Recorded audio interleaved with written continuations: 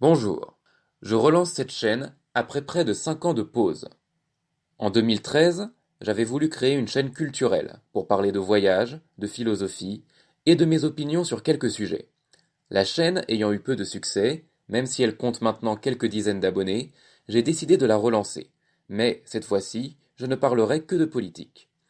Je relance cette chaîne en 2019 avec un objectif, non pas d'avoir le plus d'abonnés et de vues, mais d'engager la conversation avec des abonnés et de rencontrer des gens qui, sur l'Île-de-France où j'habite, seraient intéressés pour une action politique, pacifique et légale.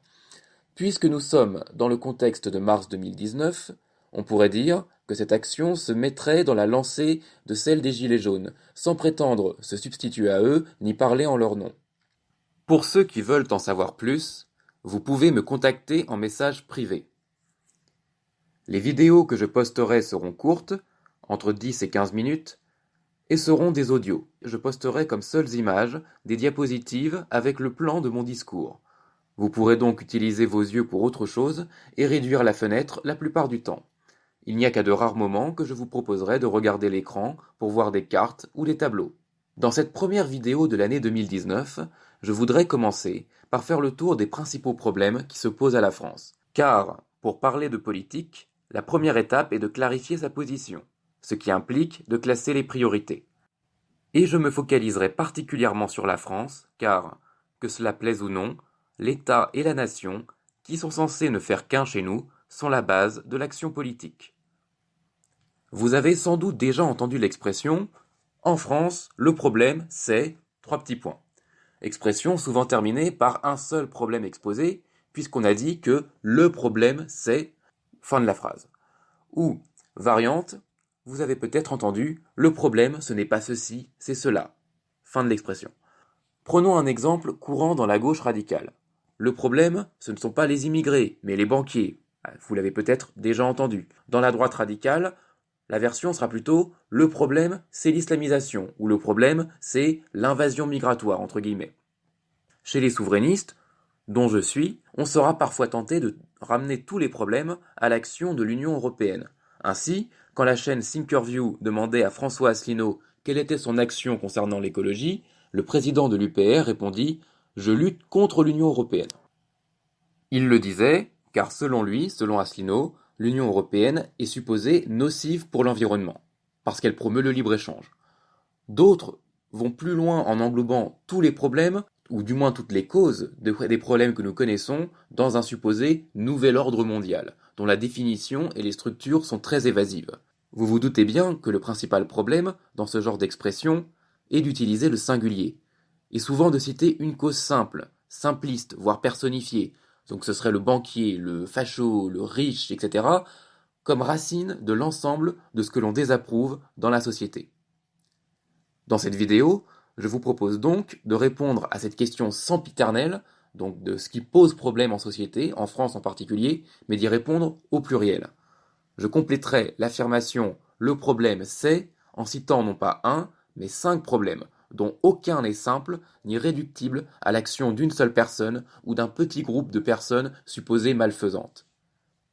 Je vais classer ces problèmes par ordre, non pas de gravité directe de leurs conséquences, mais par ordre décroissant de priorité avec laquelle nous devrions agir sur ces problèmes selon moi. Le premier problème n'est pas celui qui fait directement le plus de morts, ni même le plus de dégâts matériels, que l'on peut constater, mais c'est le problème que nous devrions régler en premier pour pouvoir sérieusement nous occuper des autres.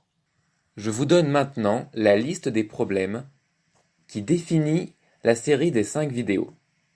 Le premier problème est la perte de la souveraineté française, le deuxième est la fragmentation ethnique causée par l'immigration, le troisième est la crise écologique et le risque d'effondrement énergétique, le quatrième est la perte de notre industrie, et le cinquième et dernier est la montée de la précarité et la croissance quasi nulle que nous connaissons en France depuis maintenant plusieurs années, qui aggrave la montée des tensions sociales. Voilà, on va commencer avec le premier problème. Et le problème numéro 1 est la perte de la souveraineté française. Les attributs de la souveraineté d'un État sont, d'abord, ce qui lui permet d'exister matériellement, donc la maîtrise de son territoire, la possibilité de définir quelle est sa population et d'en assurer la sécurité. Ensuite, la souveraineté est définie par les moyens qui permettent à l'État d'organiser la vie intérieure, par exemple en formulant et en appliquant un droit particulier à ce pays, ou même plusieurs codes de droit, et ce, de pouvoir le faire sans répondre à une pression directe d'agents privés ou étrangers. Autrement dit, le pays élabore son propre droit et il le fait de sa propre volonté. Ensuite, le troisième type d'attribut de la souveraineté d'un État est la possibilité et les moyens aussi pour cet État d'organiser les échanges économiques intérieurs et extérieurs, et pour cela, le principal attribut est la possibilité de battre sa propre monnaie. Ou même, quand bien même cet État aurait renoncé à avoir sa propre monnaie et utiliserait une autre monnaie, il faut qu'il ait la possibilité d'avoir à nouveau sa propre devise, sans que le coût politique et économique de cette nouvelle monnaie nationale ou de l'instauration de cette nouvelle monnaie nationale soit très élevé. Autrement dit, quand bien même l'État choisirait de ne pas avoir sa propre monnaie, il faut qu'il puisse y revenir rapidement, s'il le souhaite, à sa propre monnaie. Le quatrième type d'attribut de la souveraineté d'un pays, c'est la possibilité de ne pas être largement dépassé par d'autres pays, ou même par des entités privées, par des multinationales par exemple, sur le plan des technologies et techniques, industrielles ou militaires. Surtout, surtout quand ces technologies sont nécessaires au fonctionnement du pays, par exemple pour la fourniture d'énergie, mais ce n'est qu'un cas parmi d'autres. Donc un État souverain a un territoire, des frontières, des forces armées, ses propres lois, sa monnaie, ou du moins les moyens de l'avoir rapidement, et il a une absence de dépendance durable à un ou quelques autres pays pour son énergie, son agriculture et son industrie. On pourrait même rajouter pour sa défense.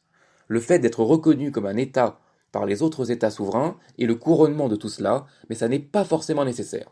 Après tout, la République populaire de Chine a vécu plus de 10 ans après sa création en 1949 sans être reconnue par les pays du bloc occidental. Comme vous le savez, la France a perdu plusieurs de ses attributs, ou du moins à leurs pratiques habituelles. Elle n'a plus sa propre monnaie, et elle ne peut pas retourner au franc sans provoquer une véritable révolution politique ainsi qu'un choc économique plus ou moins important. Son industrie a été mutilée par l'euro ou privatisée sous des prétextes de pression judiciaire, comme l'illustre le cas Alstom. Le contrôle de ses frontières terrestres a été délégué au niveau de l'espace Schengen, donc à plusieurs autres pays européens. Certes, ces abandons de souveraineté sont partiels et ils ont été a priori consentis. Ils sont donc en quelque sorte volontaires. Mais ils s'inscrivent dans une logique qui annonce d'autres étapes dans la suppression ou la diminution de la souveraineté française. Il est possible que la France demeure souveraine en titre, mais que chacun de ces mouvements soit entravé par une série de liens juridiques qu'elle aurait apparemment acceptés, mais dont elle ne pourrait sortir. La logique du fédéralisme européen, dont nombre de promoteurs ont été français et sont toujours français, peut amener à la disparition difficilement réversible, voire irréversible, de la souveraineté de la France. La Convention européenne des droits de l'homme protège l'immigration familiale, ce qui empêche la France de réduire son immigration massivement. Mener une politique énergétique et d'armement indépendante devient plus difficile si la France ne peut plus équiper ses centrales, ses avions, ses navires ou sous-marins sans utiliser des pièces que seules des puissances étrangères, les USA, l'Allemagne ou la Chine, produiraient. Et toute opération de relance budgétaire doit passer sous la surveillance de la Commission européenne et depuis quelques années du Parlement européen, où la France n'a que 80 sièges environ sur plus de 700.